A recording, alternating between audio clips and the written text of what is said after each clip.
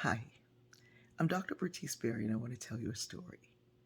When I was a kid growing up, I loved school so much that I played school in the summertime.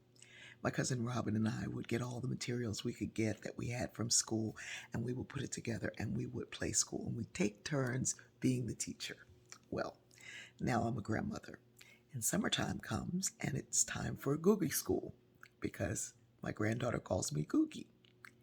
So Googie School started yesterday, and my daughter in love, was here, and she said, I'm having a difficult time teaching her math. It's like she can't get it.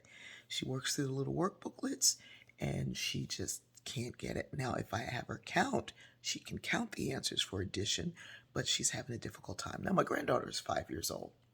And so I said, well, she's kind of visual, right? And she said, yeah, well, I'm working with the workbooks and they have pictures in them. And I said, yeah, she also likes songs. So I called my granddaughter over and I said, Elena. She says, yes, Googie. And I held up two letters. I was doing some work and responding to some mail. And I held up two letters and I said, these are apples. And if I eat one apple, how many apples do I have left?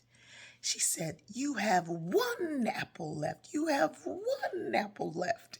She was doing a game that we had played. Now that was subtraction. And I was like, oh, so you can subtract too. So then she held up her little spinner. She was playing with the spinner on a table. She held it up and she said, this is a spinner.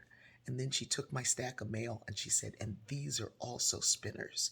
And she laid them out and she said, if I put this spinner with these spinners, how many spinners do I have now? And her mother was like, oh, so y'all got a whole other thing going on over here. And I was like, yeah.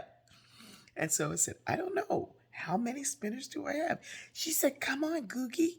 You know, count them. And I said, will you count them with me? So she counted them. And then she said, do you know the answer? I said, can you help me? She said, 5 spinners. We have 5 spinners. Look at this table full of spinners. And everybody was kind of like, what just happened? I keep trying to remind people that we're wired for narrative. I told her a story. I invited her to use her imagination, and her wonderful, wonderful mind took over. We are making learning about the things that we didn't know too difficult.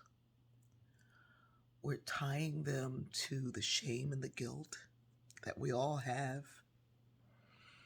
We're tying it to what we didn't know, what we should have known. Her mother my daughter-in-law was feeling badly because she wasn't able to get her to do mathematics at the age of 5. She couldn't look at the workbook and answer. And so she had shame and guilt around this. Like, I'm going to send my child to school and she won't know how to do math. We're doing the same thing about race. What we don't understand, what we don't know, what we were never taught. And instead of getting in it and learning like we do everything else, we're defending our shame and saying, I don't want that taught. Why should we teach that? That's not going to be good. When there are so many ways to go at this. One of my sisters was over yesterday and I had won in an auction a piece of memorabilia that I knew she would love. And she came over to pick it up. And I told her that this was this carved ankle lock that kept someone in place. but it was beautiful. It looked like a beautiful cuff. And it was made by someone who was also enslaved. And as they sat there shackled,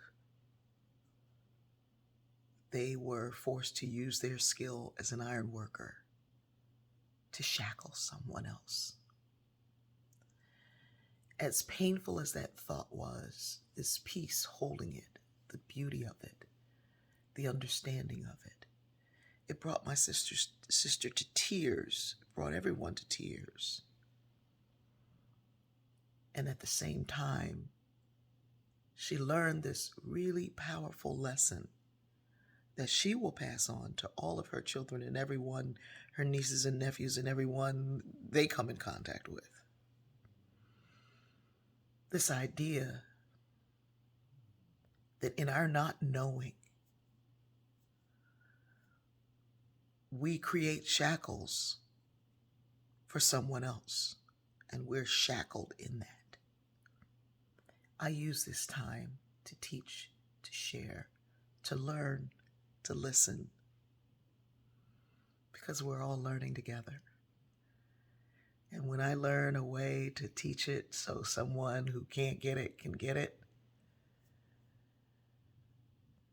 it makes me a happy student.